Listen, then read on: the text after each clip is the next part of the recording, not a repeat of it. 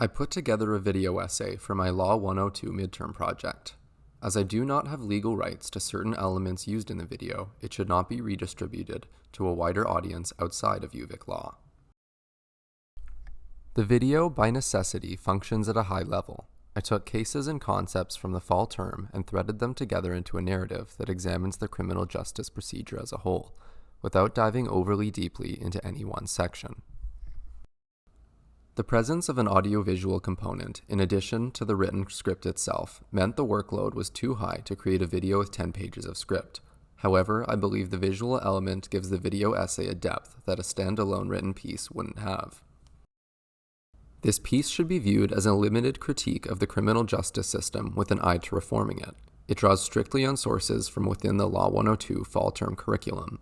It is not A, a wholesale condemnation of the legal system's very existence, or B, a meticulously researched account that draws from an exhaustive or open-ended list of sources. Finally, the perspectives I share in this video must be watched within the context of who I am, a law student with no lived experience of anything I am describing. This video essay is a synthesis of academic research and not first-hand knowledge. Thank you for watching.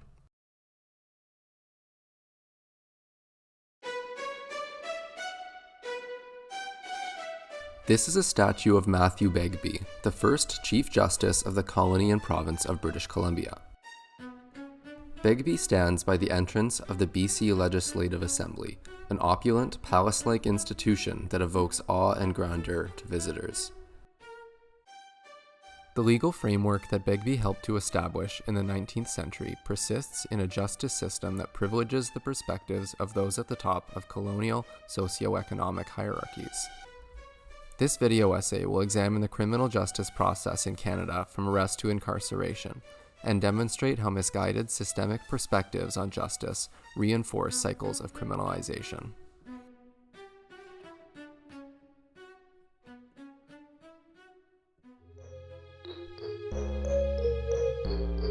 This territory includes Canada's largest concentration of rubby-dubs, drug addicts, muggers, and prostitutes. Some of the undesirables, to the dismay of the city fathers, are moving uptown to the posh shopping malls. What are we going to do to keep the young people away from drugs? I think that one of the things is to make it difficult on the street for any drug addicts. Let's not make it easy for them to become drug addicts. Make it really difficult to be a drug addict or a prostitute or a criminal. As difficult as possible, so difficult that it should become almost impossible.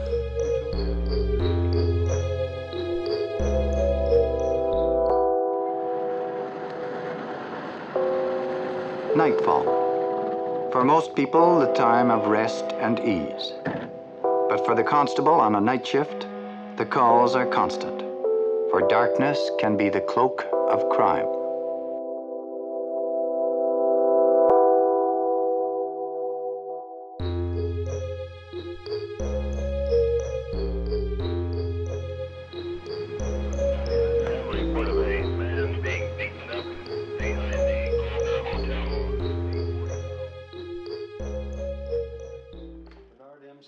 Sergeant, Vancouver Police. Sergeant, are you familiar with the Prof scale? We can tell a lot about our justice system by looking at what it considers to be a criminal matter. Sometimes the motivation behind a law is transparent. Sometimes it is more insidious. About 4 hours a week in court. In 1884, the Indian Act was amended to ban the ceremony of potlatch. By banning this important social function, the government could get closer to destroying the social bonds of First Nations and achieving their ultimate goal of total assimilation. The ban was repealed in 1951, but it was part of a wider legislative framework that continues to hurt Indigenous communities. Really underscored these issues. This starts long before the prison and legal system. It starts from the fundamental inequalities that Indigenous women in particular face, but it's exacerbated by everything that then happens in the system. This is Senator Kim Pate, explaining how the over-incarceration of Indigenous women, including those from communities that were harmed by colonial legislation like the potlatch ban, starts with the social determinants of justice, which disadvantaged them long before their first criminal charge.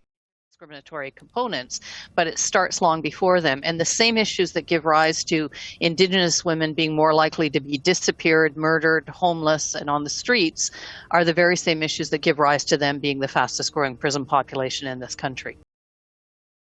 More recent examples demonstrate the narrow interests that law enforcement serve. Municipalities across Canada have attempted to solve perceived problems of homelessness with bylaws that exist not to help those living in poverty, but to remove them from sight. It's the third time in 1 month the city has moved to forcibly clear a homeless encampment. It says camping in parks is unhealthy, unsafe, and illegal. For example, the Safe Streets Act of 1999 made it a ticketable offense for homeless youth to squeegee and panhandle. When vulnerable youth have their only means of earning money taken from them, who is that law serving? Look at the mess you're making. Come on, move it out. No loitering around here, sir. Come on, don't hang. When the act was challenged at the Ontario Court of Appeal in RV Banks, the court heard police reports that were concerned with the physical appearance of the homeless plaintiffs. I don't need you guys as bodyguards. Yeah, that's where you get in trouble. Hey, beggar. Hi, beggar. Is he a beggar? He's a beggar. Well, how come he's still on the street here? Get him in jail. You want him? When groups disadvantaged by social factors like racism or anti-homeless sentiment make that first contact with the justice system, the attitudes of the police officers shape that interaction. This can have a knock-on effect, which has deep consequences for the accused and mirrors broader values within the justice system and society. For example, in 1971, Donald Marshall Jr., a Micmac youth, was present when Sandy Seal was murdered by two white men. Police assumed Marshall to be the murderer and did not even look for the attackers he described to them. He was sentenced to life in prison after a trial that was later found to be influenced by racism at every step of the process. Sydney's chief of police at the time, John McIntyre, is accused of fingering Marshall because he thought he was a troublesome Indian. That was just the beginning. The report says incompetent police and legal work and disinterest in the Justice Department kept an innocent man in jail for 11 years. Then, as he was finally released, Nova Scotia's highest court added insult to injury.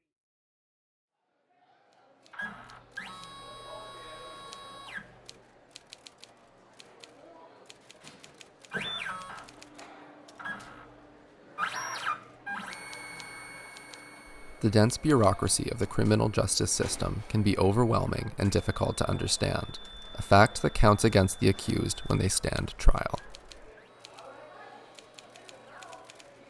Police have extracted evidence and even confessions from suspects who were unaware of their rights, and defendants have been pressured to enter guilty pleas without being aware of their options. A lawyer just starting out in practice, his client's in jail awaiting trial. Could the police help him out by giving him details of the case? You swear to the evidence you shall give in this case shall be the truth, the whole truth, and nothing but the truth. In hearing testimony, the court system privileges the voices of people it deems subject matter experts, often at the expense of people with lived experience of the case at hand. For example, Dr. Charles Smith was a forensic pathologist from Toronto. His so-called expert testimony led to 13 criminal convictions over the years. An inquiry would later find that he had knowingly made misleading statements under oath, resulting in innocent people being put behind bars. This is the sittings of the Territorial Court of the Northwest Territories. The complexity of trials is exacerbated when cultural barriers are involved. When Kakik was tried for murder in the 1950s, she was interrogated about concepts that did not exist in her culture, such as formal verdicts and charges. Though an extreme and dated example, Kakik shows us that translations in the justice system must go beyond simple language to bridge cultural understandings of what it means to do justice.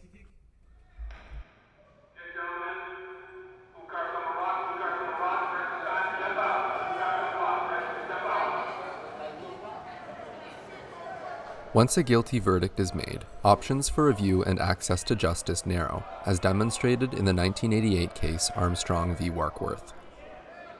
Terry Armstrong, an inmate at the Warkworth Institution, was charged with the vague infraction of doing an act calculated to prejudice the discipline or good order of the institution, in this case, consuming cannabis. Armstrong had no opportunity to talk to counsel. The tribunal denied his request to hear witness testimony, and they refused to hear his comments before passing sentence.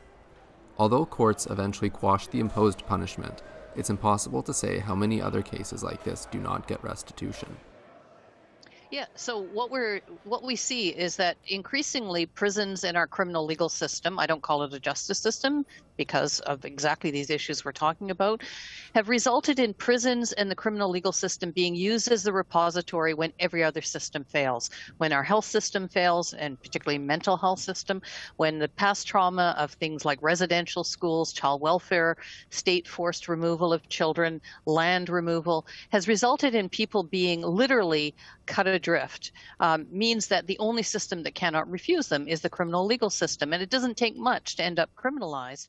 And if you're a woman who is When vulnerable persons are moved to the correction system, they are bottled together in an institution that is poorly equipped to help them and strips them of agency and control. When inmates react against this dehumanizing process, the system further clamps down on their autonomy, creating a spiral that too often ends in a predictable place. Ashley Smith's adolescent behavior issues began at 13. She spent her teenage years in progressively more restrictive institutions that used tasers, pepper spray, duct tape, and solitary confinement as treatment for her behavior. She died under suicide watch at the age of 19.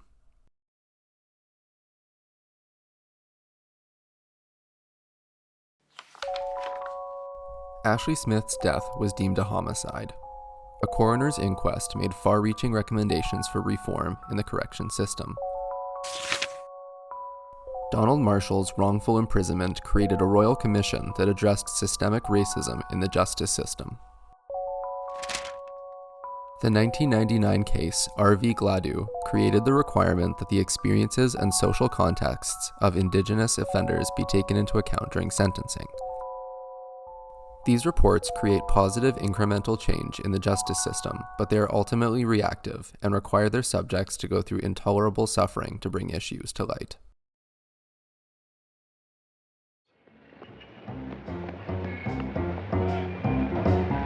If men were always virtuous, there would be no need of law, or of the force which maintains the law.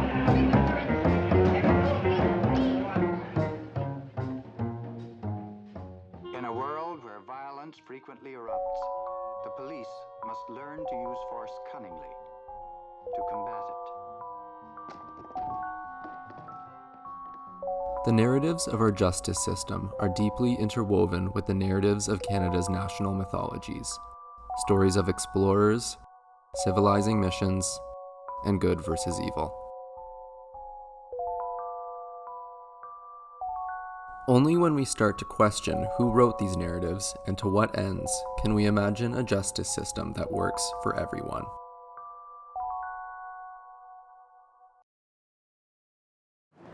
Now I understand that there's a hell of a lot more to policing. If you want to police a neighborhood, you want to take ownership in it, you want to become part of the solution, you have to look beyond just going out there and enforcing the law and the Rescue 911 cops crap. I mean, it's a part of our job. Don't get me wrong, we have to do it. And we have to protect the public from some of the criminals out there. But there's a lot more to policing. So I've softened up a bit, and I've taken time to get to know some of the people down here, even if they are quote-unquote criminals.